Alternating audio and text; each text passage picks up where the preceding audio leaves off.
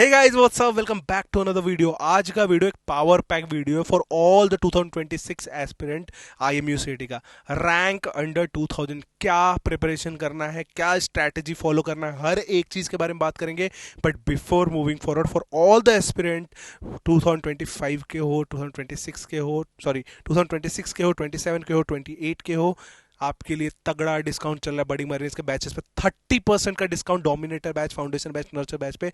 And if you want to grab your deal, फटाफट नीचे description box में जाओ एंड एक गूगल फॉर्म में फटाफट उसको फिल करो या फिर इस दिए हुए नंबर पे व्हाट्सएप कर दो, आई नीड गाइडेंस। चलो स्टार्ट करते हैं। तगड़ा स्ट्रैटेजी बताऊंगा हर एक चीज को, बट बेसिक से समझेंगे, ठीक है? बिल्कुल भी स्किप नहीं करना, बेसिक से समझेंगे एडवांस तक।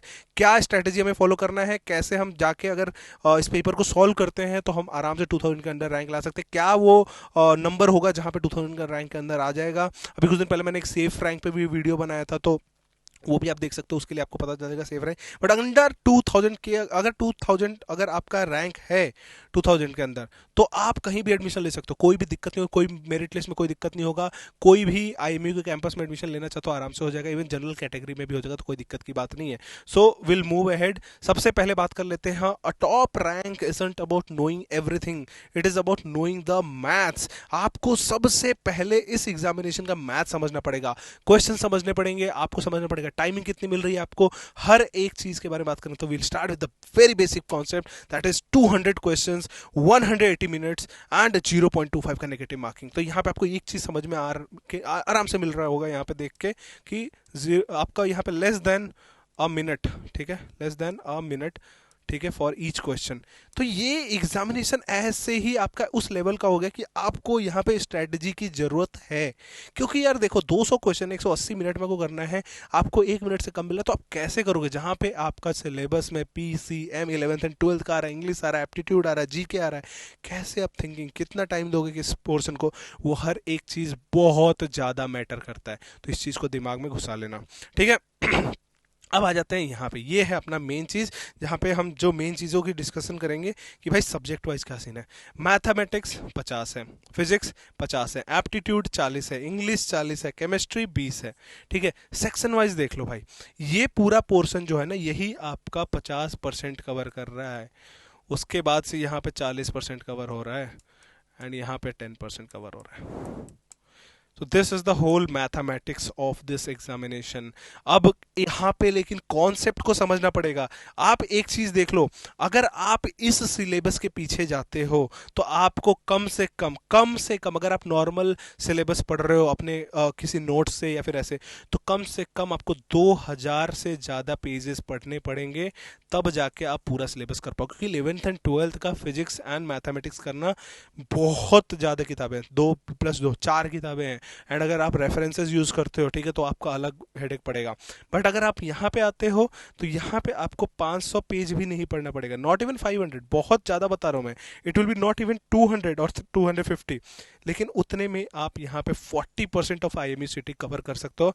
एंड देन केमिस्ट्री में अगेन आपको बहुत सारे पेजेस पढ़ने पड़ेंगे। नियरली अगर पूरा I M U C T का सिलेबस देखते हो, 11th एंड 12th का पूरा मैथमेटिक्स, तो केमिस्ट्री, तो इट इज़ अराउंड 1000 पेजेस, उसमें आपको सिर्फ 20 नंबर मिल रहे हैं। तो वी नीड टू अंडरस्टैंड कि व्हाट इज हाई यील्ड, ठीक है, high yield, and what is low yield, ठीक है। तो if you want to just get a rank and आप तगड़े तरीके से फोड़ना चाहते हो, इनिशियल अपने बेसिक्स को ही अपने टॉप पे करना चाहते हो, जैसे कि भाई एप्टीट्यूड कर लिया, इंग्लिश कर लिया, आराम से आपका रैंक कंफर्म हो गया, यहाँ पे आपको इस चीज़ पे फोकस करना पड़ेगा सबसे पहले। एंड यहाँ पे एटलीस्ट हमें 80 आउट ऑफ 80 के लिए फोकस करना पड़ेगा। क्यों? इसलिए भी अभी आपको समझाऊंगा, ठीक है। मैथमेटिक्स में 50-50 है, एटलीस्ट यहाँ पे 50% का आप वो करो, ट्राई करो, क्योंकि भाई देखो टफ है और कम टाइम है, लेकिन हम कर सकते हैं, 50% एटलीस्ट कर सकते हैं। देन केमिस्ट्री, अगर अगर आप बर्डिंग मरीज के डोमिनेटर बैच में हो, तो आप इवन अगर हमारे बेसिक सिर्फ अगर वो पढ़ के जाते हो, तब भी अगर आप यहाँ पे पढ़ के जाओगे तो सिंपली आपके पता कितने नंबर आ जाएंगे यहाँ पे? आपके आराम से बन सकते हैं 10 आउट ऑफ 20, जो 10 नंबर है, ठीक है। एक सेकंड रुकना यार, हाँ, केमिस्ट्री वाला पोर्सन फिर से करेंगे। सो अगर केमिस्ट्री में अगर बर्डिंग मरीन्स के डोमिनेटर बैच के नोट्स पढ़ के जाते हो ना, 10 नंबर आराम से आ जाएंगे आउट ऑफ 20। बहुत सिंपल है यहाँ पे, ठीक है। So this is the thing. अब ना मैं यहाँ पे जाता हूँ स्ट्रेटेजी वाइज, ठीक है, कि अब मैं बात कर लेता हूँ स्ट्रेटेजी पे क्या करना है। सो अगर आप इस पेपर को देने जा रहे हो तो what you have to do is you have to start with English part. This is the first subject you will do. Second is aptitude, third is chemistry, fourth is physics and fifth is mathematics. This is what you have to do, this is the number जिसको आपको follow करना है। What is the second thing which you have to do. अब आप बात कर लेते हैं कि इस जब एग्जामिनेशन में अप्रोच मारेंगे तो हम कितना कितना टाइम देंगे। एप्टीट्यूड को, इंग्लिश को सबसे पहले स्टार्ट कर देते हैं। You have to complete it in within 25 minutes, you have to complete it within 45 minute. बहुत ज़्यादा दे रहा हूँ, इतना तो देना भी नहीं चाहिए। 30 मिनट में आपको करना है। एप्टीट्यूड में मोस्टली आपके जीके होते हैं, 17-18 क्वेश्चन जीके के होते हैं। उसके बाद से आपके नंबर सीरीज होते हैं जिसमें इतने सिंपल क्वेश्चन होते हैं। केमिस्ट्री में चलो 20 दे दिया आपको, कितना हो गया, 50-20-70-20-90। अब आपके पास पूरा आधा टाइम बचा है, 90 मिनट आपको ये पूरा करना है। लेकिन this examination is also about touching all the questions. This is the concept जो आप भूल जाते हो, टचिंग ऑल द क्वेश्चंस, ठीक है। क्यों भाई टचिंग ऑल द क्वेश्चंस क्यों इंपॉर्टेंट? क्योंकि भाई आपको नहीं पता, आपने आपने गलती स्टार्ट कर दिया, आपने मैथ्स से स्टार्ट कर दिया, आपने फिजिक्स स्टार्ट कर दिया, और आपने अभी यहीं पे टाइम वेस्ट कर दिया कि आपने मैथ्स में टाइम वेस्ट कर दिया, आपने फिजिक्स में टाइम वेस्ट कर दिया। आपका टाइम ही नहीं है mathematics sorry English and aptitude पे पहुंचने का, गए खत्म हो गए। क्योंकि आप आराम से यहाँ पे 80 में 80 ला सकते थे, लेकिन यहाँ पे आपके नहीं है 100 में से 100, क्योंकि ये बहुत ज़्यादा पढ़ना पड़ेगा एंड सिलेबस एक्चुअल में टफ है। लेकिन दिस सिलेबस इज ईजी, तो इसको हमें समझना पड़ेगा कि हमें इन 2 चैप्टर्स को पहले ही निपटाना है, ठीक है। अब आपका मैं क्या एक्सपेक्टेड मानता हूं कि आप कितने क्वेश्चन कर रहे हो। फॉर एग्जांपल हमने पूरा मेहनत किया, ठीक है, अगले हमारे पास कुछ 54-55 डेज बाकी हैं, ठीक है, सॉरी। सो अगले हमने 54-55 डेज में हमने पूरा सिलेबस मारा। तो हमने इंग्लिश में मार दिया 40 आउट ऑफ 40 और एप्टीट्यूड में मार लिया 40 आउट ऑफ 40। भाई 80 आउट ऑफ 80 अगर आ गया तो तुम्हें पता है, एक चीज़ तुम्हें बताता हूँ तगड़ी बात, तुम्हें ये सोच के तुम्हारा भौचक्के उड़ जाएंगे कि रैंक की बात करता हूँ, 99 मार्क्स पे 2025 में पता कितने रैंक आए हैं? Less than 1000 rank, 3 digit rank आया है 99 मार्क्स पे। अब बताओ कितना आया होगा, सोचो। रैंक भी लिख दूं, 345, all India rank 345 at 99 marks. So cut off was this low. But अगर चलो कट ऑफ बढ़ता भी है, कितना बढ़ जाएगा भाई, 120 हो जाएगा। 120 पे 3 डिजिट रैंक आएगा, राइट। हमें तो 2000 के स्ट्रैटेजी चाहिए था ना, हमें 3 डिजिट का भी चलो बता देता हूँ, 40, ठीक है, 40। चलो अगर नहीं भी 35। भाई बर्डिंग मरीन्स के डोमिनेटर वैसे पढ़ोगे 10 केमिस्ट्री में कहीं नहीं गए, ठीक है। 35-35-70, 10-90। अब यहाँ पे 100 क्वेश्चन में सिर्फ 30 ही नंबर तो लाने हैं। आ गए ना less than 3 digit rank, 3 digit में आ गए ना, लेस देन 1000 में आ गए। यही तो करना है, this is what you have to do. आपको समझना पड़ेगा इंपॉर्टेंस ऑफ द एग्जामिनेशन। हमें नहीं हमें ईगो पे नहीं लेना है। हम ईगो पे नहीं ले सकते कि नहीं सर हम तो करेंगे फिजिक्स एंड मैथमेटिक्स, हम बुजदिल नहीं, हम डरपोक नहीं है। भाई तुम गधे हो फिर, ठीक है। समझदार वो बच्चा है जो एप्टीट्यूड इंग्लिश करके रैंक लेके आके आए। समझदार वो बच्चा नहीं है जो फिजिक्स एंड मैथमेटिक्स चक्कर में नेगेटिव मार्किंग लेके गया और भी गलत कर दिया अपने साथ।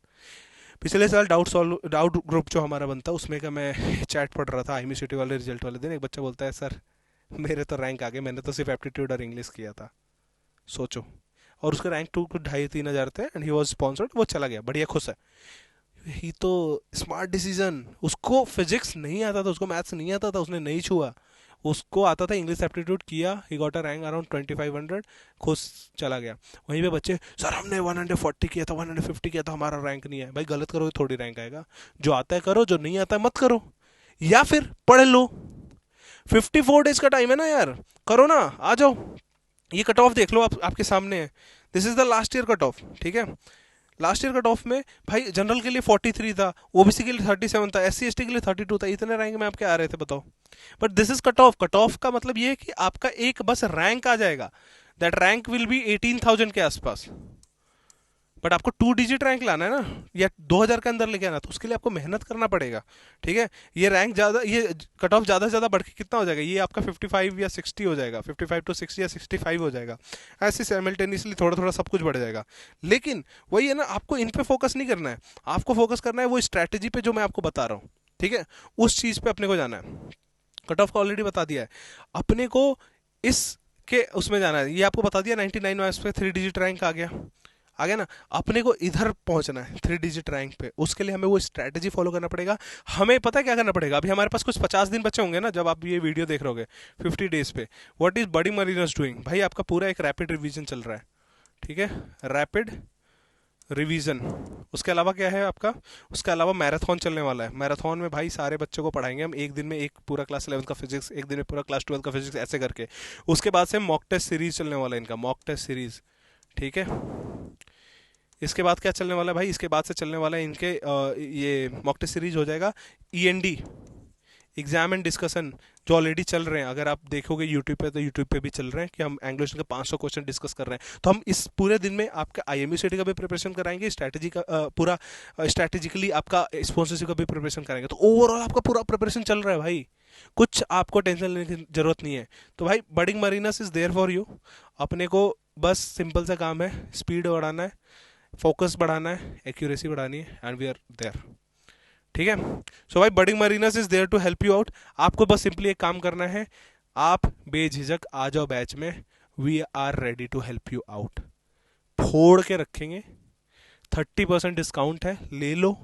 बाद में फिर बैच लोगे, अब देखो मैं सिंपल सी बात बताऊंगा जो मैं हर वीडियो में बोलता हूँ, या तो आप इस बैच में ये वाला बैच ले लो हमारा डोमिनेटर, या फिर आप हमारा अगला बैच लोगे ही लोगे।